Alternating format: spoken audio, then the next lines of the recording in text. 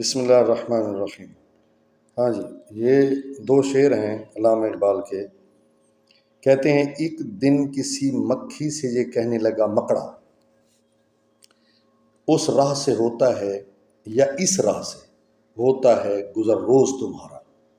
یعنی اقبال کا جو ایک مفہوم ہوتا ہے، بظاہر وہ دو چیزوں کا یا ایک چیزوں کا تصور ذہن میں لا کر یا ان کی باہمی گفتگو کو جو ہے نا وہ پیش کر کے کوئی مقصد پیش کرنا چاہتا ہے، ٹھیک ہے۔ تو یہ مکڑا ایک چھوٹا سا مطلب ایک کیڑا ہوتا ہے، مکھی یہ بھی ایک معمولی سی مخلوق ہے۔ تو مفہوم کیا ہے؟ ایک دن ایک مکڑا یعنی چھوٹا سا جو کیڑا تھا ایک مکھی سے مخاطب ہو کر کہتا ہے کہ تم روزانہ اس راستے سے گزرتے ہو جہاں میں موجود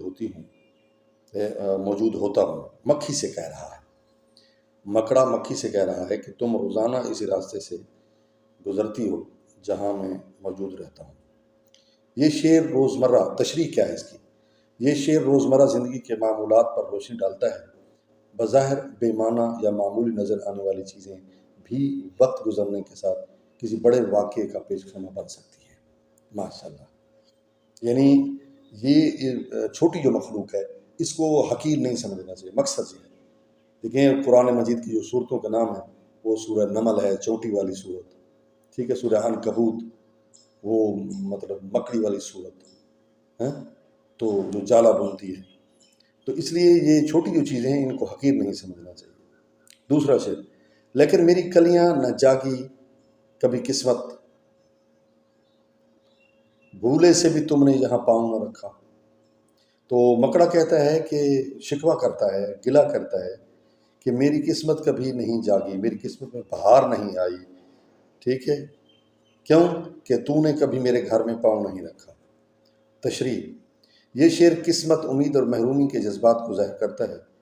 کچھ مقامات یا انسان ہمیشہ محروم رہ جاتے ہیں، مقامات بھی محروم رہ جاتے ہیں، انسان بھی محروم رہ جاتے ہیں، چاہے زندگی کتنی ہی مصروف کیوں ہو۔ اجتماعی پیغام کیا ہے؟ یہ دونوں اشعار علامتی انداز میں بتاتے ہیں کہ وقت سب کے لیے چلتا ہے، لیکن کامیابی، خوشی یا توجہ سے سب کو نہیں ملتی۔ قسمت اور محرومی دونوں انسان کے نصیب کا حصہ ہو سکتے ہیں، چاہے وہ کتنی ہی محنت کرے۔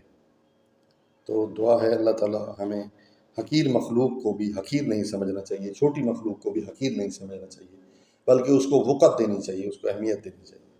اور یہ بھی ایک یہاں سے ملتا ہے، ایک سبق ملتا ہے کہ اس مخلوق میں بھی محبت کا جذبہ موجود ہے، پیار کا جذبہ موجود ہے، عشق کا جذبہ موجود ہے، ٹھیک ہے، لگن کا جذبہ موجود ہے، وہ بھی اکٹھے رہنا چاہتے ہیں۔